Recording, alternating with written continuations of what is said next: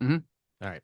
Um, hey, everybody. Mark, Myra, and Shane Allen here. Welcome to the Innerloop podcast. Shane, hello. Hi, Mark. We have, I say that. Oh, I gotta change that. No more Highmark Stadium. yeah, Oh, it's that would all hurt. done unless there's a playoff game there. I didn't think there was a chance that there could possibly be a playoff game. We have a special show today. We have some guests coming on. We have Aamir Arshad, Pablo Pantaleos, and Trevor Liberty going to be joining the Interloop podcast. They are comedians that are performing with us on Saturday, January 17th at Boulder Coffee for the Interloop Blogs Takeover and the Worst of Rochester Awards. Very funny people going to be on the show. Well, I only know one of them. The other two might just really be awful. We I have no hope they are. idea. Yeah, yeah. So they're going to be joining the podcast in a little bit. Shane, we're off the heels here. Oh, if you've never listened to the Interlude podcast, we make fun of stories that are Rochester stories. We're a Rochester podcast, Shane, We are. and award-winning podcast now for the first time ever. Shane, the Interlude podcast has won Best Podcast in Rochester thanks to the City Magazine Awards that were last night. Big win. I'm Big sorry. Say win. that again. We're the number one podcast in Rochester. We're the best podcast. We won best podcast in 2025 in Rochester. Best podcast, Mm. Shane. Yeah, I heard it the first time. I just wanted to hear it Yeah. again, because I wasn't at that award ceremony. So Yeah. Well, we didn't want to it's pay to so go good. there. I look at this is what I say to City Magazine, and I don't give them any credit. I give them zero credit because the people voted for us, Shane. The people voted for Interloop podcast to win that. So I don't give them no credit. But how dare they have a celebratory picture of WXXI's Evan Dawson for best whatever, I don't know, radio personality or something, and a celebratory picture of the Little Theater for winning Best Movie Theater when they're owned by the same people. You own them, City Magazine. You can't have people you own or are your employees winning awards. That's insane. Is that not insane? No, that's called marketing, Mark. It's advertising, baby. I'm just saying, Evan Dawson didn't have to pay to get into that stupid party. Probably not. I would have loved to be at that party, Shane. Love to be there. Pick up my award, but no, they wouldn't let us in because we wouldn't pay for it. I guess it is weird to because the dynamic of people paying and then watching themselves lose. That is an Sad. interesting party. Yeah. Yeah. Sad. It's like at least like the Oscars, Emmys, they're getting flown in. They're not paying to be there. Some of them are getting paid to be there. They're Yeah. getting a meal. They're getting a whole thing. I, You pay and then lose for like best Rochester, horchata tea. That's brutal, dude. so here's my thing with the because we were nominated for two categories. I fully accept the we are the best podcast because I saw the other podcast. One is like three ex-cops talking about how great it is to curb stomp people. The other two are business podcasts, like they're like business owners that talk about business crap, which is just like every business owner needs a podcast now, and I feel like they shouldn't even be allowed to be in that category. That should just be there should be like best fake podcast in Rochester Award, and they can all be in that category. Yeah. So I fully expected us to win that one, and we deserved to win that one, and that was an easy win, Shane. And I also accept the loss of the Interloop losing best social media because we lost to Rock Gone Mad, which we've been Rock on that campaigning for. one. Yeah, we've been campaigning for them. Yeah, I'm gonna take credit for their victory then. Thank you. Yeah, Because that was a win for us too. they're anonymous, so yeah, they weren't there That to was accept the Shane. award. People think it is me, and I'm willing to just full on go Mark Myra and take all the credit for it. They're doing God's work. I'm seeing people out there trying to copy Rock Mm, On Man. There's another 585 something or other with just they're posting pictures of just people's butts, and it's just not the same. It's got to be video. It's got to be yeah. video of naked psychopath butt. And Rock on Matt, look, yeah, so can any social media account Can they post a picture of a homeless man getting beaten unconscious with a broomstick? Yeah, absolutely they can do that. But are they going to do it with the artistry that Rock Gone Mad does, where they put a thing going, oh, hell nah, Mhm. right? No, they're not going to do it the same. You know who's going to win best social media account next year in 2026 is there's like 30 AI slop Western New York TikToks and Instagrams on. I'm just saying this is the end of the Innerloop because those get so many more hits. It'll just be like a buffalo that's in Buffalo Bills coloring, Yeah. and it'll be sitting down and it'll be cutting a dolphin, and it'll say like squish the fish, but squish will be spelled wrong because it's AI, and that'll have like 30,000 likes on it. So we just ran an Interloop article that Caleb wrote that was Marketplace Mall last day sees huge turnout of rats or something like that, right? Yeah. And this is the first time this has happened, and it was really chilling and uncomfortable and made me want to shut down the blog. Somebody took it and then made like an AI fake news video of it, like it was a fake local news story, and it was like pretty good. I wouldn't say it was funny, Sure, sure. but I think they were like taken from the article. They used the fake graphic that I made. It was like, oh shit, I guess this is what I should be doing, Mm. but I just can't fully give in to the AI sloppage yet. Although people are yelling at me for doing AI stuff. We've talked about that before. Yeah, I guess we need to open this up. Social media is too big. Honestly, I think we've talked about before where it's like the Interloop is not even the best social media account. None of the people that are even nominated are the best social media account. The best social media account out there to follow is like there's one guy that's just ripping wheelies on his definitely stolen dirt bike. Yeah. I follow him. He's a great follow. Then there's just people on Snapchat that are public and they're posting stories in the city and you get to see the real city through their eyes. Mm. Those are the heroes. Those are the people that should win awards because it's like I don't think that they know that they're public, but I watch their shit and it's like this is crazy. Why would you even post this as a private story that you're doing drugs with a baby present? Okay. Sick, dude. Shane, in other Rochester news, Wegmans getting accused. Well, I don't even know if it's accused. Wegmans being called out from their New York City store. It says they have a sign out there that says that Wegmans at that New York City store is taking your biometric data. Yeah. That they're taking your biometric data and they're going to be saving it. But this is apparently only at the New York City store. Maybe they're doing it in our stores too. I could see them in the New York City one having more money into tech, to get those cameras or whatever sensors to get the biometric data. But I haven't heard of it happening here in Rochester, Shane. Um, yeah, I think that they've already collected all the data they need on Rochester. You know what I mean? Like, I feel like the New York City stores are still new enough where they got to figure out Mm. how these people are stealing from them. They know how Rochester's stealing from them, and they're okay with it at this point. Yeah, yeah. I don't. They have my info. They know that I've asked if there's any way I could have 60/40 beef. And also they know like how many Totino's pizza rolls I've ingested. Like Wegmans has enough on me where they could blackmail me for eternity. You know?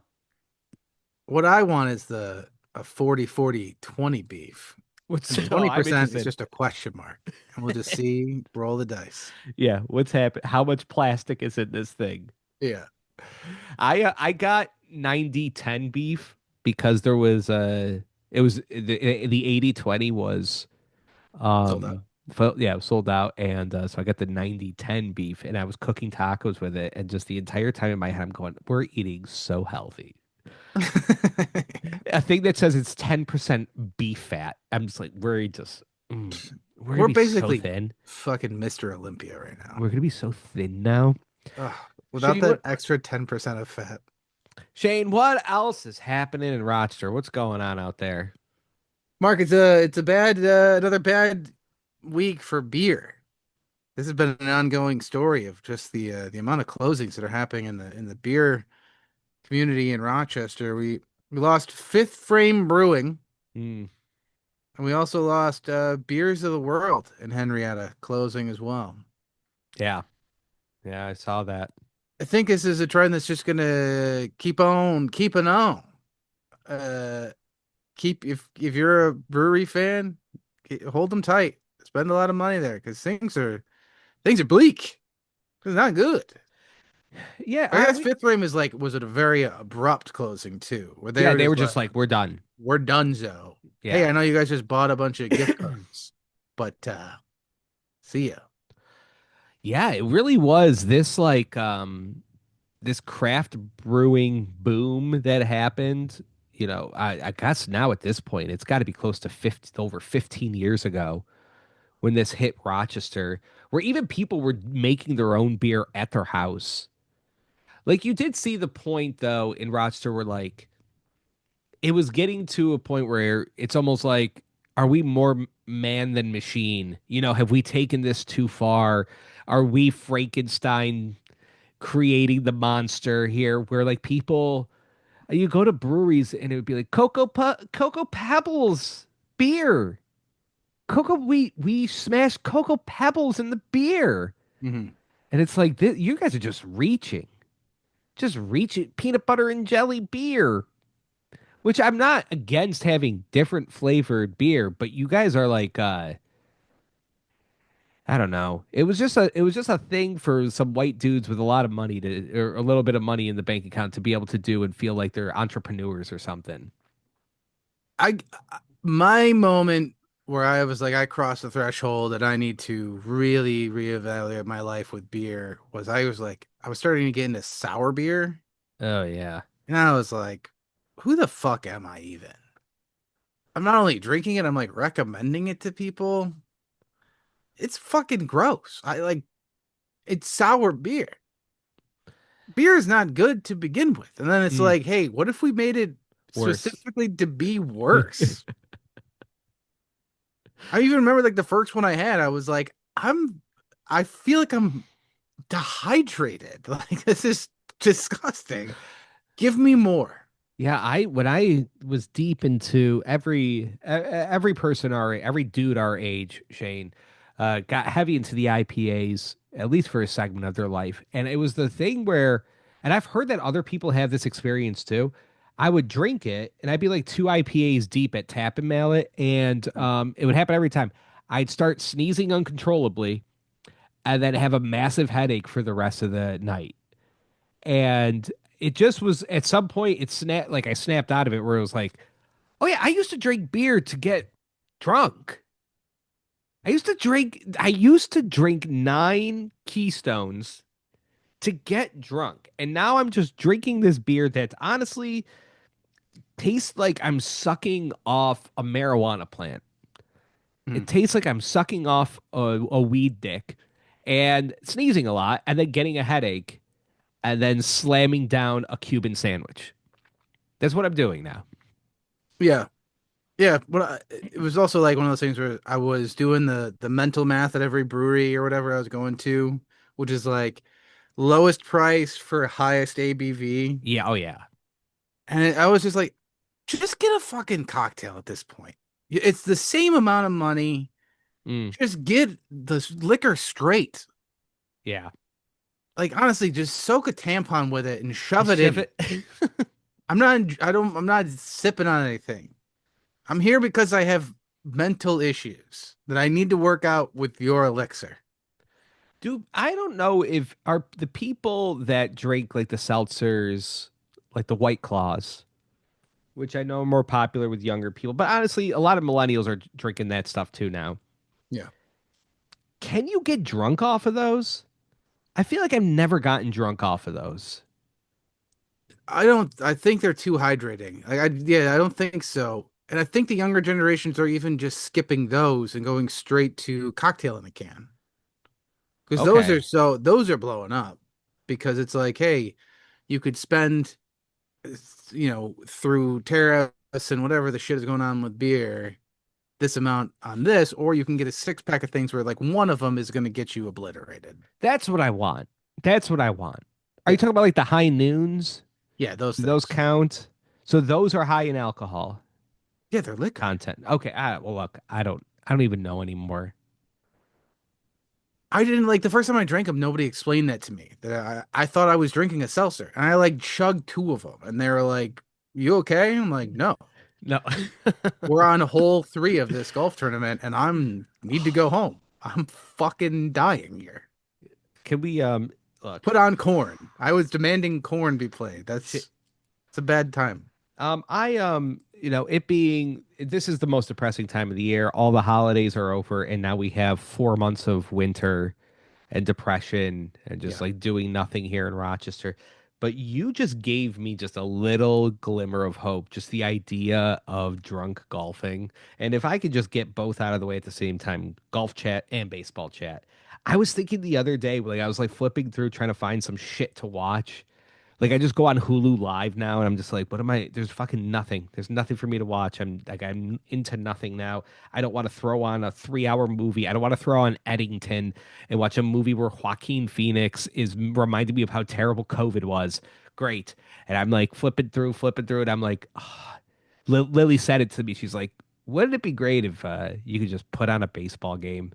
Oh, like, oh yeah, I forgot about baseball. It's only been 3 weeks since it's gone. It's like, bring me back to a little bit of baseball on TV and me spending a weekend drunk at a golf course. That's all I need, baby. Yeah. I saw a commercial for the Masters and like I had that glimmer of hope where I was like, Yeah. Oh "Oh, boy. yeah, dude, let's find a shitty golf simulator somewhere and get drunk and do that." I got word from my wife that your wife messaged her asking us to go to dinner. And Yeah. I think we should be like, "You guys go to dinner. We'll Mark go and I are we'll gonna go go have play fun. some virtual golf." And we leave Brett with them. Yeah. Like Brett He's doesn't go, not you can coming. fucking stay, bud. You don't golf. You're a chatty little bitch. She keeps on trying to set that up. I'm like, there's just no way. This is trying to align this to happen. Like, there's just no fucking way. I I I don't know. Yeah, I don't know how it would ever happen. I don't. I've literally. We don't go home. We don't leave. We can't do anything. We've got this sickly dog and two Oh yeah, kids that what's are going on with the just dog? allergic. You had to bandage up your dog? Well, let me guess. Dew claw. Dew claw? No, my dog. Oh, He has this issue where he shakes his head so violently that he ruptures it and causes a hematoma, which then results in his ear filling up with so much fluid. It's like he's carrying a water balloon around on his head. We've gone through 4 or 5 different variations of them draining it at the vet, which has cost somewhere between 500 to like $1,000 a pop or whatever. Then they finally were like, "Hey, let's do some surgery on him." So they told us that they were gonna do anesthesia on him, but they're like, "Hey, we got away with light anesthesia." I'm like, "Okay, cool. Does that mean you're gonna charge me less that my dog is getting violently hacked up by you guys and he's not completely knocked out?" And what it looks like they did is just they knocked him out a little bit, and then they just shanked his ear a lot. He's got like 30 or something stitches in there. So now he just kind of oozes out of that and sprays it. If he's not bandaged, he just shakes his head and sprays all the goop around my house. There's a When he first got home, it was still bleeding a lot, and he shook his head and it sprayed blood all over my walls and a white curtain that we have in our front room. It looks like a murder scene. So I guess it's more of a Rochester home than a Penfield home at this point. But yeah, we're dealing with that every night. We got to bandage him. I got to hold him down. My wife, you know, does his ear. It's fun. It's fun. And then I sleep on an air mattress with him because he's got so much anxiety. He can't sleep alone. He'll just bark, and he's wearing a cone, so it's just echoes throughout the home and wakes up the kids. So I sleep on an air mattress every single night, and it's become part of our bedtime routine where my 4-year-old's like, "Let's make daddy's bed." And I'm like, "I hope you oh, don't think this is normal, buddy. I hope you don't have your first sleepover at other people's houses and you're like, why are their mommy and daddy sleeping together? That's yeah. gross." Daddy needs to watch a bloody dog. Yeah. A So bloody dog. where you put your bed in the living room, Mr. Johnson? Where what do your do your animals, do your children, Yeah. excuse me, like the dog? I think the 4-year-old could do without him. Doesn't really acknowledge him that much. The 1-year-old's obsessed with the dog. Sits on him all day, rides around on him, bites him hard, bites him a Mm, lot, licks him a lot, eats his food. Started eating his food today, nice. which is nice. All of a sudden, I was just like holding him. He had just been soaking a pellet, I guess, for a while and just didn't notice. And God he damn. just made a crunch noise, and I was like, "What the fuck? Did you just bite off your own tooth?" Nope, big old dog pellet today. It's nice. Is I know you're like you're an animal lover. Yeah, Is the dog is are you gonna have another dog when this dog's done? absolutely not. Okay, okay. I I got Absolutely not. I'm not an animal person, and I just can I give you some of Lily's logic with the animals? Yeah, Because I was just like, I just brought up, I was like, hey, I'm not an animal person, but you seem fine getting a lot of animals. Where if I was the animal person and you weren't, I would maybe just have gotten one, right? yeah, And her thing was like, she's like, I've been pretty good. We recently got a bunny, and she goes, when we got the bunny, it had been 5 years since we got a new animal. And I tried to explain to her, I was like, when we get the new animal, it's not like a couch where we throw out the old animal. And I started piling things on. I was like, we're just adding to like this. It's just piling. It's just piling. And then she got really mad because I was doing a visual, whereas it's just piling on top all the shit. Hey, we got our first guest. What's going on, man? What's up, brother? what's going on, man? I'm Pablo's good. I'm good. here. I'm first. You're You're first. first. Nobody else is here, dude. What the heck? These guys don't know how to click on a link. First That's all time. right. It's The all right. last They'll time we, figure we it did out. a Zoom with Amir, he completely forgot about it, and it was just him in the loudest fucking bar of all time. He told me about this actually. Yeah, and the thing is, we were like, I'll be honest, we weren't excited to have him on. And so, Yeah, like, we're yeah, like, bro, you didn't have to, like we were like begging for a worse interview with Amir, yeah, yeah. we're like, we don't fucking need this, buddy. Yeah. Pablo's gonna be well, we're in the middle of the podcast, so we'll just promote the show. Pablo's gonna be performing with Amir, and who else is coming, Shane? There's one more, Trevor, right? Trevor Liberty. Yeah, yeah. Trevor Liberty. We're all coming down, up from New York.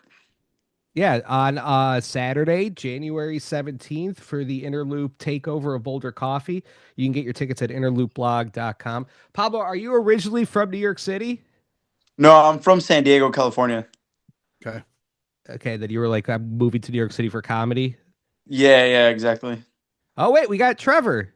Trevor, you got to unmute. Hey, Trevor. What's up, And dude? Amir. Hey, guys. What the fuck? Wow.